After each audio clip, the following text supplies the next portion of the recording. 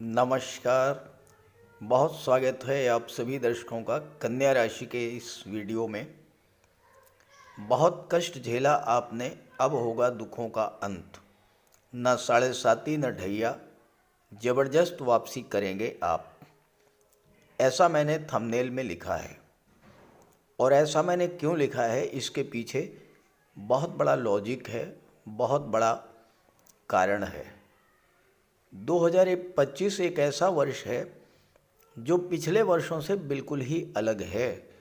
बहुत ही अद्भुत और विलक्षण वर्ष है 2025। क्या कभी ऐसा हुआ है कि दैत्य गुरु शुक्र 4 माह तक अपनी उच्च की राशि में गोचर करें? लेकिन 2025 में ऐसा हो रहा है। और कन्या राशि वो राशि है जिसकी गोचर कुंडली में दैत्य गुरु शुक्र 2025 में एक दो नहीं 3 बार मालव्य राजयोग बना रहे हैं। क्या पिछले वर्षों में ऐसा हुआ कि गुरु मात्र 5 माह में ही राशि परिवर्तन कर लें? लेकिन 2025 में देवगुरु मात्र 5 माह में राशि परिवर्तन कर रहे हैं। 2025 ऐसा वर्ष होने जा रहा है जिसमें मंगल केवल 2 राशियां मिथुन और कर्क में 5 माह तक गोचर करेंगे। 2025 एक ऐसा वर्ष है जिसमें गुरु शनि राहु केतु चारों ही ग्रह राशि परिवर्तन करेंगे, जबकि पिछले वर्ष केवल देवगुरु बृहस्पति ने ही राशि परिवर्तन किया था। जब इतनी विशेषताओं से परिपूर्ण है 2025, तो स्वाभाविक रूप से इसके फल भी बिल्कुल अलग होंगे। तो समझते हैं कि कन्या राशि के जातकों को 2025 में क्या क्या बड़े लाभ मिलने जा रहे हैं। ये विश्लेषण आपकी चंद्र राशि के आधार पर किया जा रहा है।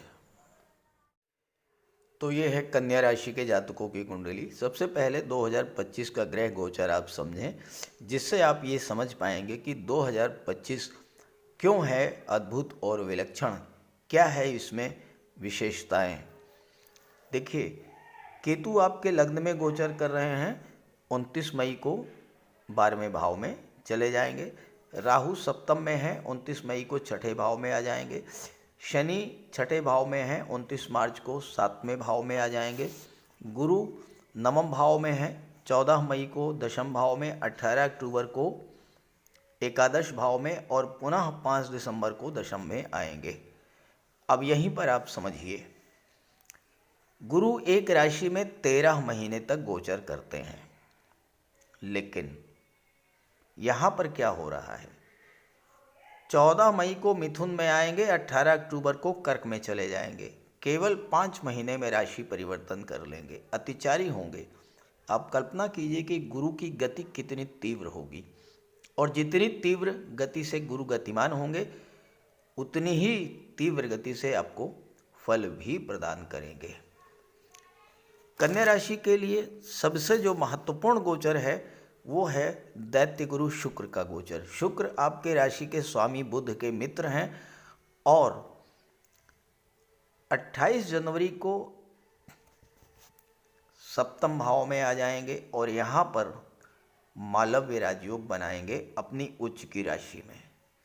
इसके बाद यहाँ पर 31 मई तक रहेंगे शुक्र, 4 महीने तक। ये ऐसा गोचर है जो कि पहले कभी नहीं हुआ।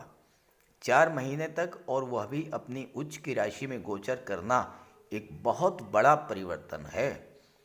और यही नहीं, इसके बाद शुक्र अष्टम भाव में जाएंगे और 29 जून से 28 जुलाई तक भाग्य भाव में रहेंगे। गुरु यहाँ से जा चुके होंगे, यहाँ पर अपनी ही राशि में गोचर करेंगे तो भाग्य को चमकाएंगे। और फिर 13 सितंबर से 27 अक्टूबर तक शुक्र धन के भाव में यहाँ भी अपनी ही राशि में रहेंगे। शुक्र का गोचर कितना महत्वपूर्ण है, यहाँ पर उच्च की राशि में, यहाँ स्वराशि में, यहाँ भी धन भाव में स्वराशि में, और दशम भाव और लग्न में मित्र की राशि में गोचर करेंगे। केवल 2 माह का गोचर ऐसा है जो कि शुक्र का अच्छा नहीं रहेगा। जब अष्टम में गोचर करेंगे मंगल की राशि में और 12वें भाव में सूर्य की राशि में जब गोचर करेंगे तो विशेष लाभ नहीं मिलेगा। लेकिन इसके अलावा पूरे वर्ष भर शुक्र आपको ज़बरदस्त लाभ देंगे, क्योंकि 27 अक्टूबर के बाद तीसरे भाव में आएंगे और पुनः चौथे भाव में। इन सभी भावों में शुक्र बहुत अच्छा फल आपको प्रदान करते हैं। तो आइए समझते हैं कि इस गोचर का क्या लाभ मिलेगा आपको। थंबनेल तो आपने देख ही लिया होगा। कितने भी परेशान क्यों ना रहे हों आप, लेकिन 2025 में होगा आपके दुखों का अंत। बहुत बारीकी से मैं आपको ये बात समझाने जा रहा हूँ कि आखिर ये सब होगा तो कैसे होगा, दुखों का अंत कैसे होगा और किस तरह से खुशियाँ लौटेंगी आपके जीवन में। तो पहले तो ये समझिए कि आपको दुख मिल क्यों रहे थे और फिर ऐसा क्या होने जा रहा है कि आपके दुखों का अंत हो जाए। देखिए, सबसे पहले शनिदेव से शुरुआत करते हैं। यहाँ पर शनिदेव छठे भाव में गोचर कर रहे थे 17 जनवरी 2023 से, और छठे भाव में शनि अच्छा फल देते हैं, कन्या राशि के लिए कारक भी हैं। लेकिन शनि की जो दृष्टियां थीं वो शत्रु राशि पर पड़ रही थीं। देखिए, शनि की तीसरी दृष्टि 8वें भाव पर मंगल की राशि मेष राशि पर, शनि की 7वीं दृष्टि 12वें भाव पर सूर्य की राशि पर, और शनि की 10वीं दृष्टि तीसरे भाव पर मंगल की राशि, यहाँ भी शत्रु राशि। तो शनि की तीनों ही दृष्टियां जो थीं वो शत्रु राशि पर पड़ रही थीं। मंगल की राशि पर, सूर्य की राशि पर, सूर्य शनि प्रबल शत्रु, शनि मंगल प्रबल शत्रु। तो जब शनि की दृष्टियां शत्रु राशि पर पड़ रही थी तो फिर अच्छा फल कैसे मिलेगा आपको। कोई भी ग्रह अगर वो शत्रु राशि में गोचर कर रहा है या उसकी दृष्टि शत्रु राशि पर पड़ रही है तो कभी भी वो अच्छा फल नहीं दे सकता, और इसीलिए शनि आपको अच्छा फल नहीं दे रहे थे। अब किस तरह के कष्ट शनि ने आपको दिए, अगर इस पर चर्चा करेंगे तो वीडियो बहुत बड़ा हो जाएगा, इस पर चर्चा नहीं करेंगे। सिर्फ इतना समझें आप कि शनि आपको अच्छा फल देने में सफल नहीं हो पा रहे थे। अब बात करें देवगुरु की।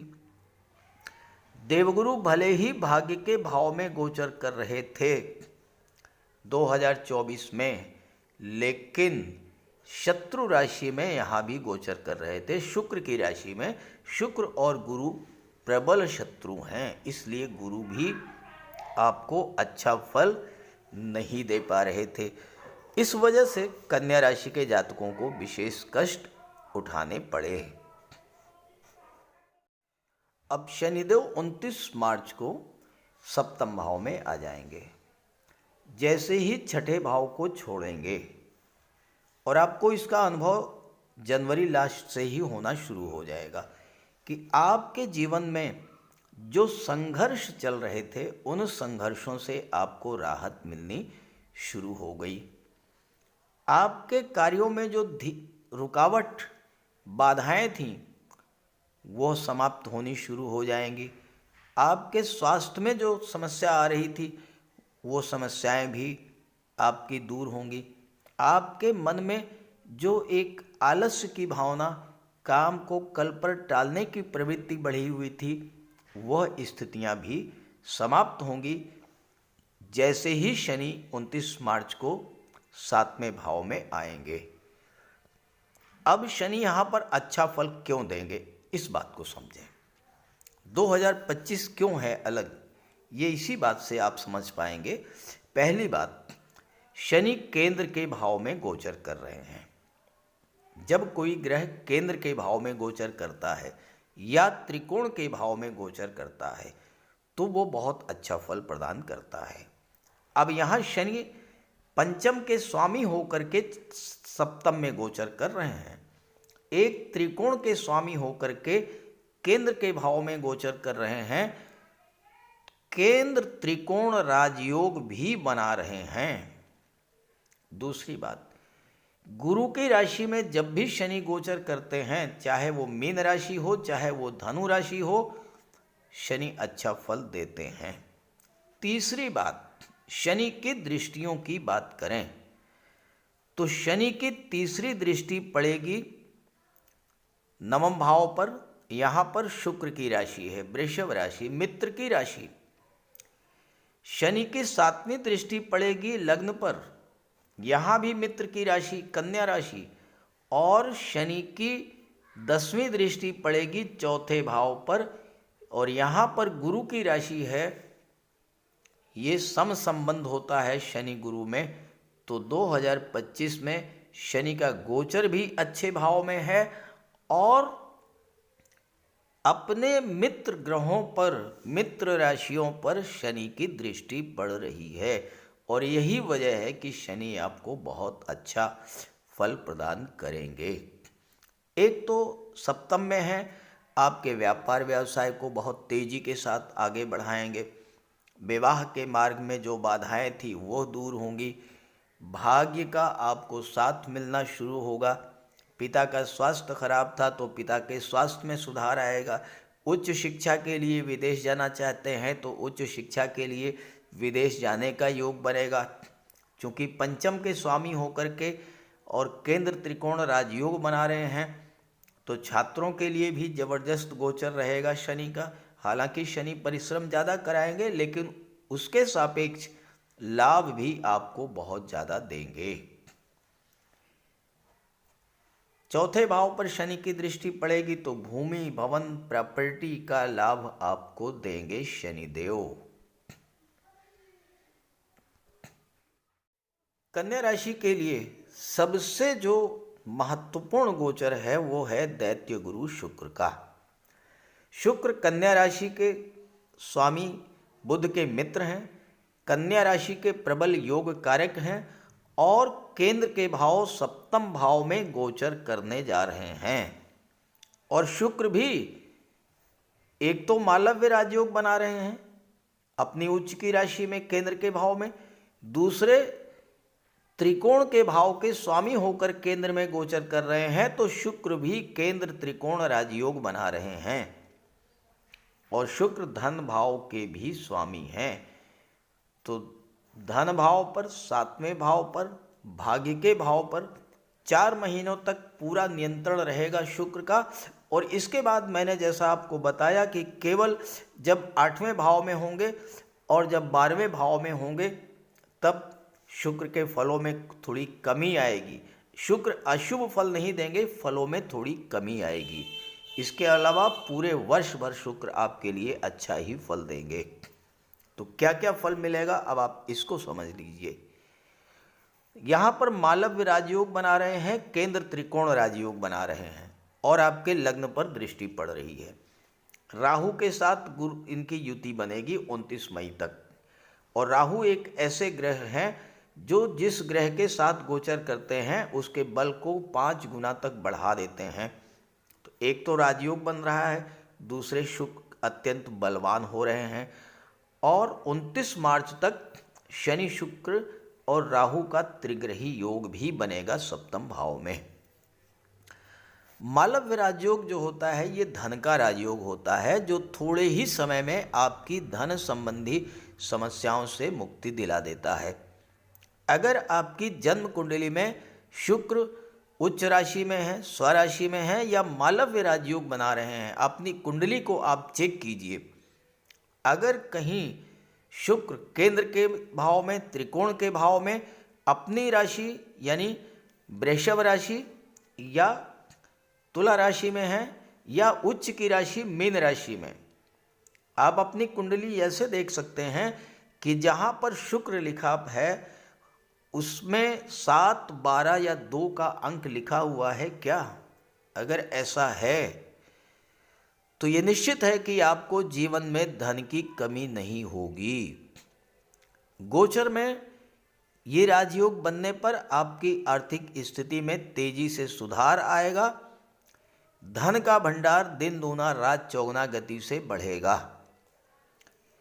सातवां भाव व्यापार का होता है।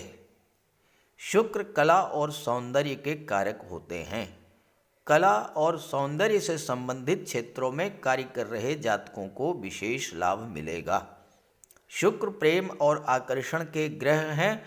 मालव्य राजयोग बनने पर आपका लगाव अपने कैरियर, अपने प्रोफेशन, अपनी शिक्षा, अपनी संतान, अपने व्यापार और लाइफ पार्टनर के प्रति बहुत अधिक बढ़ जाएगा। अपने कैरियर के प्रति, अपने प्रोफेशन के प्रति आप पूरी तरह से समर्पित होंगे। व्यापार व्यवसाय में पूरे मन से काम करेंगे और संतान और जीवन साथी के प्रति आप गहरा लगाव महसूस करेंगे। अगर रिलेशन में हैं तो रिलेशन में भी प्रेम, आकर्षण और समर्पण की भावना बढ़ेगी। आपकी जन्म कुंडली में अगर शुक्र मजबूत हुए तो गोचर में मालव्य राजयोग बनने पर आपको glamour industry, film industry, modelling, TV serial, TV anchoring, photography, videography के क्षेत्रों में विशेष सफलता मिल सकती है। शुक्र आपके सपनों को, आपकी इच्छाओं को रिप्रेजेंट करते हैं। मालव्य राजयोग बनने पर आपकी कोई पुरानी इच्छा धन की, संतान की, विवाह की, प्रॉपर्टी की, वाहन की ज़रूर पूरी होगी। नए घर, नए वाहन और सुख सुविधा के साधनों की प्राप्ति होती है इस राजयोग के बनने पर। और शुक्र पूरे वर्ष आपको धन, धान्य, समृद्धि, संपन्नता, सुख, कंफर्ट, लग्जरी हर चीज़ प्रदान करेंगे।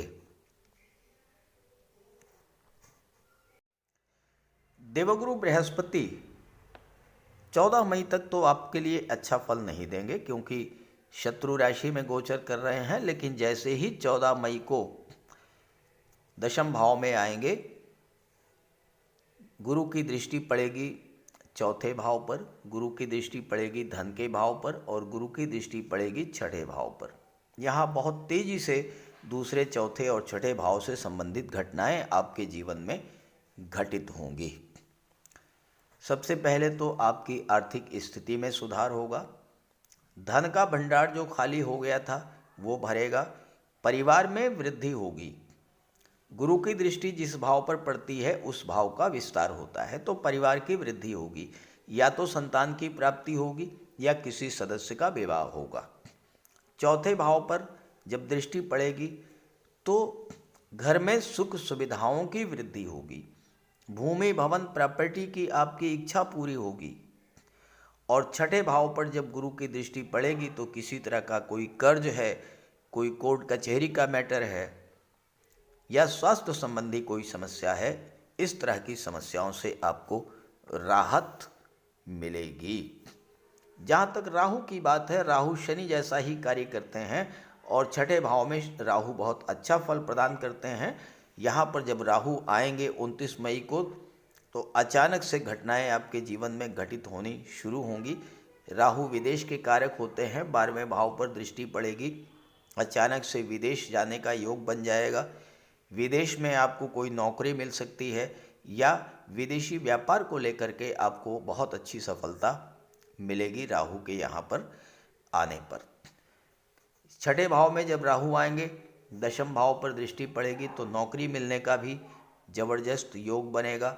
और धन के भाव पर राहु की दृष्टि पड़ेगी तो आकस्मिक धन लाभ के बहुत सारे योग आपके जीवन में बनेंगे 2025 में। और यही वजह है कि 2025 में आप पूरी तरह से ज़बरदस्त वापसी करेंगे। बहुत अच्छा ग्रह गोचर है, इस गोचर का लाभ उठाइए और ये वीडियो, ये जानकारी अपने साथियों, मित्रों को भी ज़रूर शेयर कीजिए। नमस्कार।